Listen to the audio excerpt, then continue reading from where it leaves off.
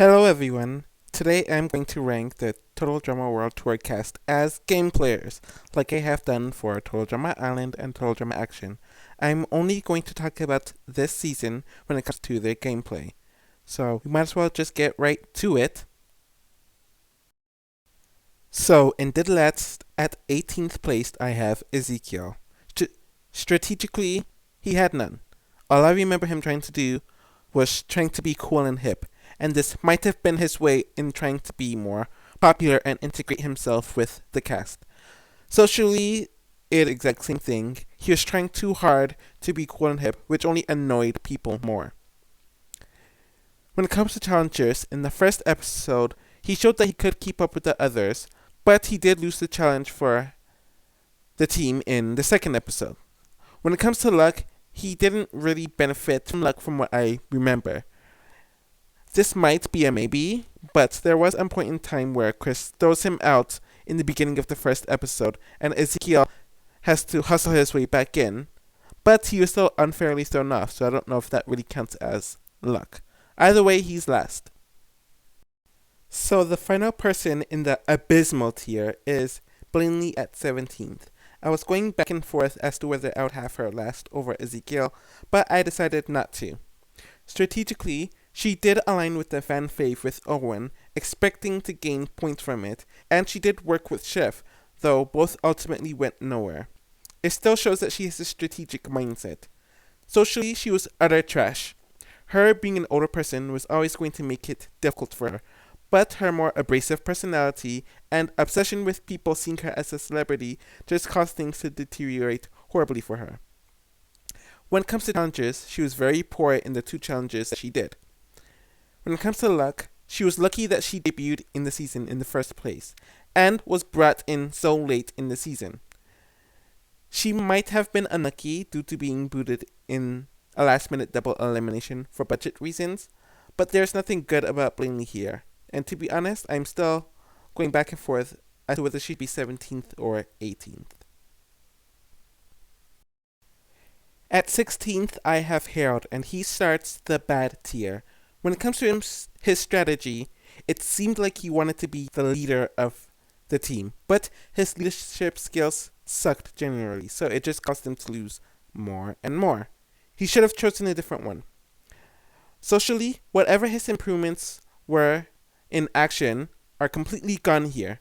He annoys his entire team from beginning to end, and there's nothing endearing about him. He just becomes an unlikable and grating know-it-all.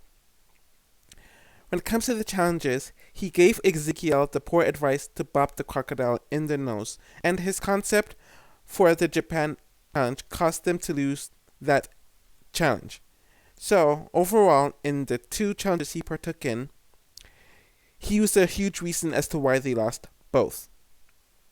When it comes to luck, Herald technically was not voted out in episode 3, so if he did not leave, which was clearly done so the writer could get rid of him early, he would have lasted longer. How much longer? Who knows, though I personally don't think it would have been much longer with how his trajectory was throughout the 3 episodes he was in. In 15th place, I have Bridget. I will say that she did improve from her action game, but the bar is very, very low. When it comes to strategically, she had no strategy, as usual. She thought that going with Alejandro would be a good thing in the Yukon episode, instead of doing what her team suggested. She was a team player overall in the past few episodes, but ultimately she was a dud strategically as usual.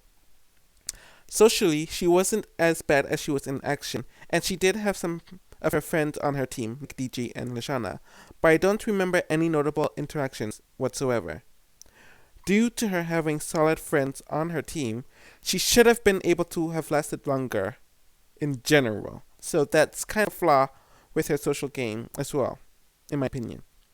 When it comes to challenges, Bridget didn't have any notable performances either way in Egypt or Japan, and we all know about how she absolutely blew it in the Yukon by gallivanting with someone who wasn't even on her team. The only thing that might have made her unlucky was that they didn't make her boot episode or reward challenge episode, since everyone was mentioning through the first 4 to 5 episodes that they should have a reward episode. But of course, they choose to make a reward challenge when Team Victory didn't lose. The final person in the bad tier is DJ at 14th place. When it comes to strategy, the only thing I remember is him trying to find ways to go home, but he even failed at that. His head wasn't even in the game for most of the season. Socially, it really fell apart for him here, where it was his main strength in his past 2 seasons. He was technically the second person voted off his team, and he received votes at every single ceremony. Everyone was just really annoyed with him. When it comes to challenges, DJ does show to be good in some challenges. In the New York episodes, him and Lindsey winning together in the Amazon, he won in Newfoundland, and he was on his way to winning in Jamaica until Alejandro sabotaged his course. When it comes to luck, I'm kind of back and forth. He was unlucky in the sense that every challenge that Team Victory didn't lose was a reward challenge, so they're clearly rigging it so they could all get booted. But DJ was lucky in the sense that he was never allowed to quit, making him lasting longer, and Herald quitting avoided him from being booted in episode 3 for the same reason. Or for some reason. Whatever. He also had the judges rig things in his favor. Actually, no. DJ didn't have it done in his favor, but the judges clearly rigged things in his favor in episode 9, so he could stay over Lindsey, despite him putting in absolutely no effort in the tiebreaker. So the first person in the unlucky / potential tier is Leshana at number 13. When it comes to her strategy, it seemed like she wanted to be the leader of Team Victory, especially after Herald was booted. The thing is, her strategy never really works for her. Despite that, it says a lot that her teammates respected her for the most part. Socially, she wasn't great, at all. While she was in a comfortable position for a majority of Team Victory's situation, Leshana only spoke to them through screaming or complaining. The warmth and welcoming nature that she had in her prior seasons just wasn't there in this season. When it comes to challenges, Leshana did relatively well in retrospect.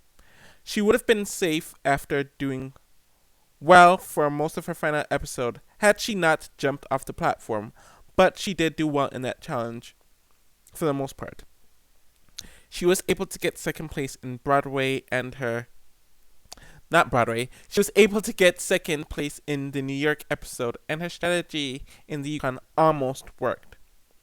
When it comes to luck, she was unlucky in the elements that they kept on making episodes that Team Victory lost into elimination episodes and episodes that they didn't lose into reward challenges. She might have done better had the episodes where they hadn't lost had a few eliminations of the other teams. That's the only reason why she's over here. At 12th place, I have Duncan, and it's mainly due to he was only in 9 episodes after he returned and completely missed the first half. So he was actually pretty good strategically in this season. He was able to convince Alejandro to not only spare him, but to work with him, and he was also able to turn Owen against Alejandro later on. Duncan has always been crafty when he needed to be. I do think he was too late in targeting Alejandro and was too focused on Courtney at times, so that kind of dampened him a bit in that element. Duncan was not great socially. Him cheating on Courtney made things very rough for him once he returned, though of course you had misogynists like Owen overlooking it, so he wasn't that affected by it. He knew how to position himself, but it was never due to him being legged, and we kind of saw this in the final 5 where he was booted without a whimper. When it comes to the challenges, I know he won the merge challenge and did decently in China. When it comes to the team challenges, he was pretty mediocre from what I remember. He lost his part in Greece and helped them in their later 2 challenges. That's really it. When it comes to luck, he was lucky to have returned in the competition midway through the season. And even then, he would have been booted if Chris did not blatantly make it into a non-elimination episode in Greece. Had he not quit in the first episode, he probably might have made it through the first half anyways, but we simply don't know. So that's why he's in this section overall, because he does have good elements, but simply put, he missed too much of the season for me to justify putting him higher, despite his good points. At 11th place, I have Lindsey. When it comes to her strategy, she didn't really try to be strategic this season for the most part, as she did not become a leader unlike last season, and was kind of just a passenger, though it worked for her for the most part. Socially, she's the only person in Team Victory who never received a vote, and I think that speaks volumes about her positionality and her personality, especially with how much people liked her on her team. She also was not voted out at all within the season, and her elimination was very convoluted, so it shows how good she was socially. When it comes to challenges, Lindsey was pretty good in challenges from what we saw. She was instrumental in their New York performance, was instrumental in their Amazon win, and was about to win in her final episode before DJ's foolishness ruined it all. Luck, I have to mention this. Every challenge Team Victory did not lose was a reward challenge, and her elimination was complete BS, especially since DJ didn't even try in the tiebreaker and he reused his old shirt. Arguably the most unlucky person in the season, and the judges just wanted to get rid of her to make DJ's already stupid AF joke last another 2 episodes. So Izzy is at 10th place. As usual, Izzy did not have any strategy, but she did have Owen on her side, and Noah through Owen. She didn't self-sabotage as much as she did in her prior 2 seasons, so there was some improvement there. Socially, she was not as much of a nuisance or as annoying, since it seemed like everyone was used to her antics, and there were other people that annoyed one another more than she did on Team Chris. It would have been interesting to see what would have happened if they went to an elimination in the first 10 episodes, and if she hadn't been disqualified. When it comes to challenges, I don't remember her being notable in any challenges, whether for the good or for the bad. I guess she couldn't have been that bad, since her team rarely lost during her duration on the season. When it comes to luck, maybe she could have been in hot water if Team Chris went to an early elimination, but no one really knows, since it wasn't as obvious that she was in the bottom. This season was her most stable game and was the longest that she lasted without being eliminated. It was annoying that the writers couldn't come up with anything else but to disqualify her as a way to get rid of her this season. So at 9th, I have Noah. When it comes to strategy, he doesn't have strategy, and while he does have some good instincts, like the team aligning with DJ and knowing that Alejandro isn't trustworthy, he was very lazy with executing it. If he took more action, he probably would have done a lot better in the season. He just latched onto Owen and was lazy, which was something I guess carried over from his island game. Socially, he wasn't as grating to others like he was in the first season, but I don't think he was great by any means. He was friends with Owen, but wasn't close with anyone else, and he was still the first person booted from his team, like he was in Ireland.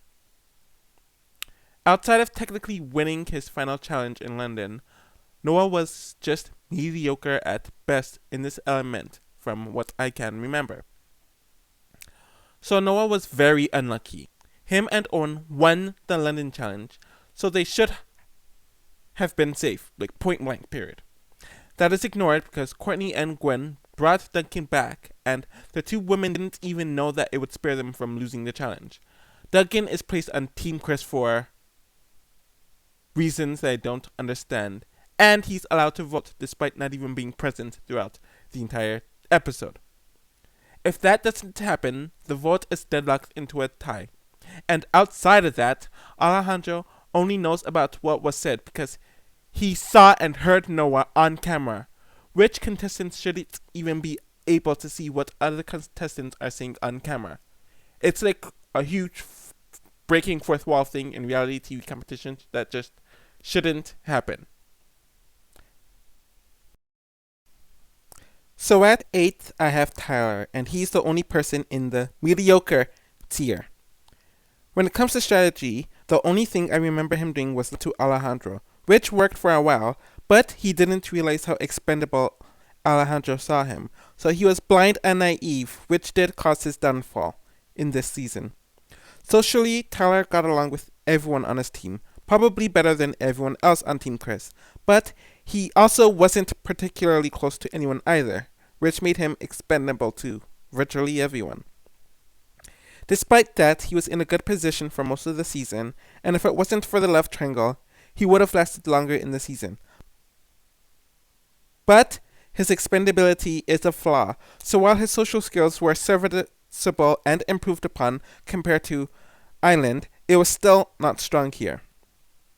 The only challenges where I mainly remember Tyler winning for his team was in the Yukon and in Newfoundland. His clumsiness caused them to lose in his final episode, but I don't remember anything else in either direction. I would say that in this season, he's decent in challenges overall.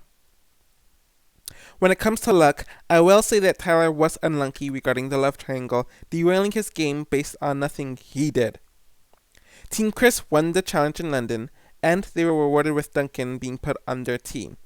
In Greece, Duncan is voted out, only to be spared due to rigging, and he is then booted over Owen in the next episode because he isn't a writer's pet, like Owen is. Overall, he was just decent in everything. Nothing good, nothing bad. So I'm starting my solid tier with Heather at 7th place. Strategically, it is crazy going through these seasons on a gameplay level like an actual reality show and realizing that Heather isn't as good as she's hyped up to be. This season, she's the only one that has her foot on Alejandro's neck, so she does have good instincts. Unlike Action, Heather is actually willing to pivot and to work with anyone. We see her working with Sierra in the beginning, attempted to work with Courtney, sided with Gwen against Courtney, and worked with Cody, and even Alejandro at times. Socially, her lack of social grace and showing her butt in the first season caused her to be in a poor position throughout the entire first half of the season, and it only improves due to things out of her control. When you are worse socially than Courtney in a team setting, that's a huge issue. It seems like she tones it down at various points throughout the season, so she somewhat learned from her flaws in the last 2 seasons, meaning that she slightly improved. When it comes to challenges, Heather always does relatively well in them. She did win some challenges throughout the season. I know she won immunity in Rapafui and helped them in a lot of the challenges in Team Amazon. She was very good in this element, and it's always been a relative strength for her. One reason why I realized that Heather isn't that good of a player is that she only makes it far due to luck. She needed a lot of luck in Island, and she needed a lot of luck in World Tour. Team Victory probably was written to be the loser tribe to spare Heather from being in early boot. Any challenge that Team Amazon lost turned into a reward challenge, which we saw in the Amazon episode. And with the London episode, Team Amazon technically lost the challenge, and Heather was at the bottom. If the triangle never happened, she's out in episode 13. And honestly, she's out in episode 10 if that's an elimination episode too. She did play very well from episode 14 onwards, but the strokes of luck she needed to get through the beginning parts of the season is just way too much, and it's why she's heavily docked.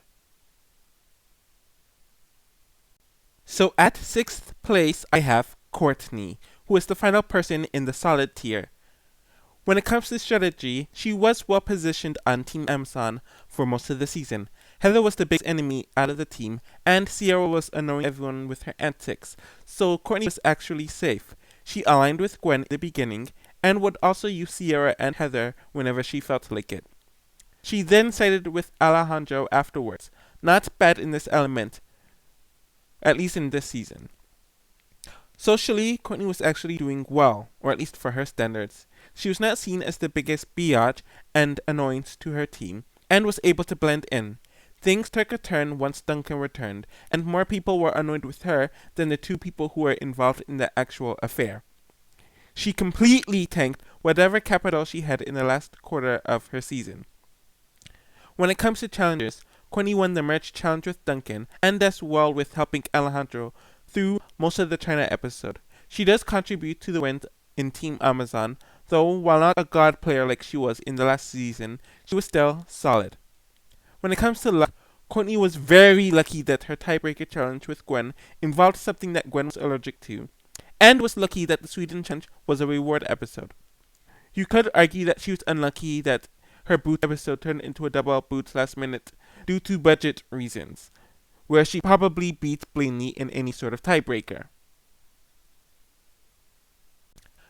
So starting off, my good tier is Gwen, despite her being the last pre-merger. She played decently on a strategic level for most of the season. She had Courtney on her side against Heather, and she had Cody as a solid ally, meaning that she was protected for the first 13 to 14 episodes. Her bringing back Duncan was a flaw in my opinion, because not only did it cause her to get distracted, but it ruined her positioning on her team, and his feud with Cody played a domino effect in her going home. Socially, Gwen was doing fine initially, with the exception of the Amazon episode, but even still she wasn't targeted over it. And it was mainly due to there being no guy drama, for the first time ever. Of course, when Duncan returned, she completely flatlined, but it says a lot that the only person who was really mad at her was Sierra, and Sierra had ulterior motives that had nothing to do with the situation at hand for being mad at Gwen.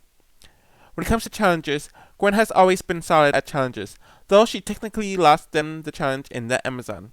She wasn't a standout in challenges like she was in Island, but she was never a poor performer in this season. When it comes to luck, I don't think Gwen benefited from luck, since I don't see her getting booted if her team lost an elimination episode in the first half of the season. Things completely fell apart once Duncan returned, but she chose to bring him back, so a part of that is her fault. She almost gets Courtney out, and is only booted due to the tiebreaker being something that she's allergic to, and some could claim that it was rigged against her, so that is where I would say she's unlucky. Overall, she played very well, despite everything against her.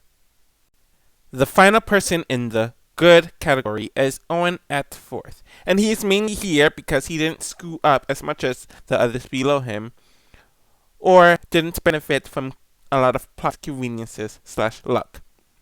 As usual, Owen has no strategy, but he aligns with Noah and has Izzy until he conveniently decides that he doesn't need her anymore. He actively ruins his own position within this team after Noah is booted, and then does nothing to improve it whatsoever. He just coasted, but it worked for him, so I guess I can't hate it. Honestly, his social game here was poorer than it was in Island, because no one hated Owen as much as Alejandro hated Owen in this season. Owen knew about this and did absolutely nothing about it throughout the season. Duncan and Owen got along with him well, and his popularity was used to boot him in the merge, so most of the cast still liked him overall. Everything that happened in action was completely forgotten about. When it comes to challengers, Owen has his moments where he is good in challenges and has his moments where he is bad in challenges. He did well in Japan, London, Greece, and Sweden, while performing poorly in Area 51 and Germany. Overall, he's a decent to good competitor. When it comes to luck, I have always questioned this. If Alejandro didn't see Noah on camera in London, would Owen have been booted instead? We know that Alejandro hated him the most up to this point. I guess the camera thing needed to happen to justify Owen making it around longer.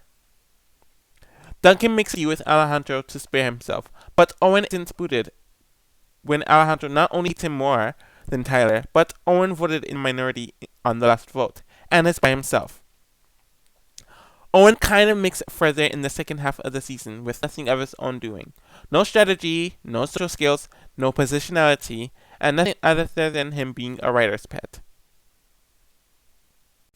So starting off my great tier is Alejandro at 3rd. I'm kind of shocked with not putting Alejandro higher, but after looking at other things and everything put together, it makes sense. Alejandro does have a set-in-stone strategy, which is to charm everyone and to pretend to be this nice guy, and to realistically manipulate others and make alliances to do whatever. I do question some of his choices though. Why would you get it booted first, actually no, technically 3rd on her team, when she's the only one and the main one you can manipulate over others, especially others like DJ and Lindsey? Also, why would you boot Tyler, someone who was and has up to this point always been up your butt, over someone like Owen, who you absolutely hated? What did he think setting up that picture with Cody and Heather would cause anything good this game? In general, he knew to pick off, when to pick people off, who to align with, and when to pivot between several different people throughout the season. He is the first villain to have a coherent, understandable, realistic, and good strategy while having it executed well from beginning to end, for the most part. Alejandro was great socially in the beginning. All of the girls, but Sierra and Gwen, lusted over him and all of the guys respected him. He is in his best behavior here, though the cracks slowly start to show as the season goes on. Noah catches onto him at some point, and even Owen realizes that Alejandro doesn't like him as much as he thinks he does at various points throughout the season. Of course, his devious deeds become more known as the season goes on, and Alejandro does let go of his mask. Sierra is onto him, Duncan is onto him, Cody doesn't care for him, and people start seeing him for who he was by the time of the merge. Luckily, there was no jury vote, since he wins against absolutely no one. When it comes to challenges, Alejandro is amazing at challenges, to the point where he's a god player, which does kind of makes me think it's right convenience as well, somewhat, though he doesn't need them to save himself. But ultimately, they wanted to make him look unstoppable. He is smart, very physical, flexible, and quick on his feet. Team Chris is very incompetent and has several incompetent members, so he steers them in the right direction a lot of the time, though he did lose the challenge for them in New York and Greece.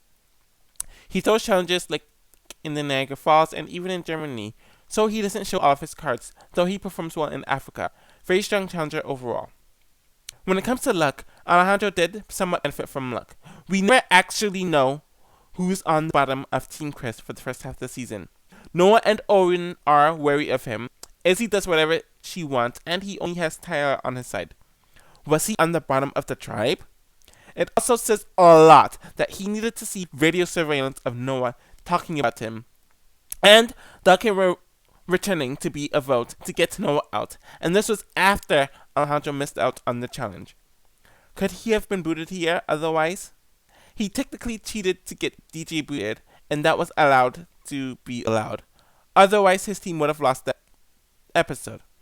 Also, the main reason why I put him at 3rd is that Alejandro was booted at the Final Four. He was voted out, and only made it to the finale because Sierra blew up the plane.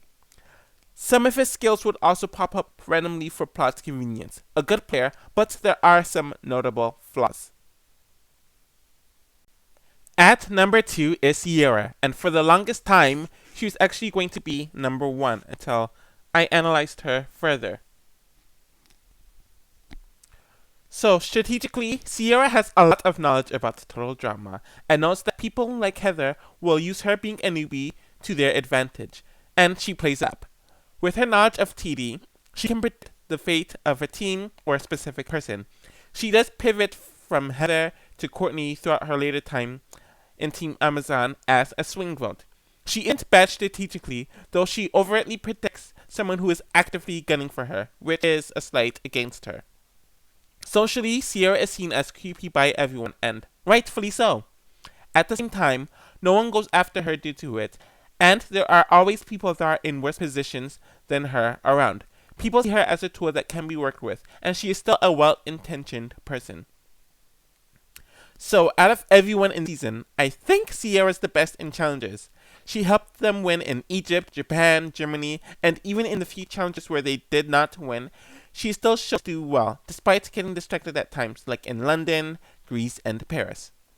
Sierra also won the most individual immunity challenges this season, in China and in Alberta, of course before she blew up the plane.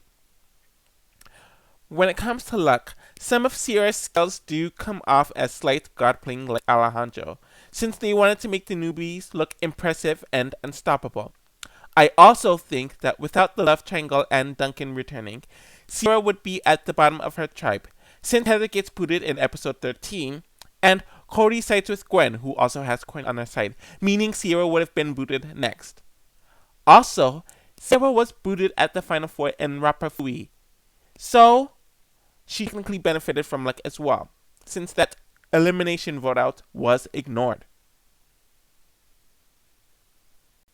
So at number 1 is Cody, which honestly shocked me, but this whole series is about me judging them based off their gameplay, without any luck, outside influences, and solely just on how it would work as if they are real competitors in their real reality shows, and they have to base it off of just their skills, based off strategy, social skills, challenges, and whether they had luck or not.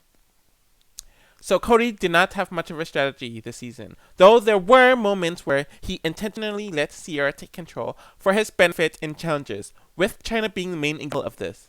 He was seen as a valuable vote in the late pre-merge, where Gwen managed to get him on her side, and people wanted to use him as a swing even earlier and later on in the season. Socially, his social skills have always been his biggest strength, even in the island. Virtually everyone, but Duncan, and to a lesser extent, Alejandro, liked him throughout the season, and no one targeted him. Like, ever. I don't think he got a single vote throughout the entire season. Everyone wanted him to win the season, and he didn't need to benefit from luck whatsoever, since no one planned to send him home at any point. When it comes to challenges, that was easily his weakest element. While he did help them win in Japan, and wasn't awful in some of the Amazon challenges, he completely fell apart at the merge, and it's why people claim that he was a coaster that did absolutely nothing to make it as far as he did. It did eventually come back to bite him in the butt at the final 3 tiebreaker, since the moment where Sierra was not there anymore to help him, he was done for. When it comes to luck, he ended up being the first... When it comes to luck, he ended up being first place on this list over the people below him because he never needed any sort of luck. He was never going to be a target in Team Amazon, was never spared by a non-elimination episode, meaning that he got far mainly due to his own merit and not by any outside influences. His game is also the most repeatable and realistic, hence him being number 1. So here's my ranking of the cast by their gameplay this season. I feel very good about it. It makes sense to me. Hopefully it makes sense to you guys and gals, and if it doesn't, that is perfectly fine and reasonable. After I finish all the seasons, and maybe even the Redonkulous race, I'm going to rank everyone by their overall skills displayed throughout the seasons, and judge them as a game player as a whole. So it's not going to be divided into seasons, it's just going to be each character and ranking them based on how they played. So it'll be an overall ranking. I will see you all then, and thank you for supporting this video and watching it.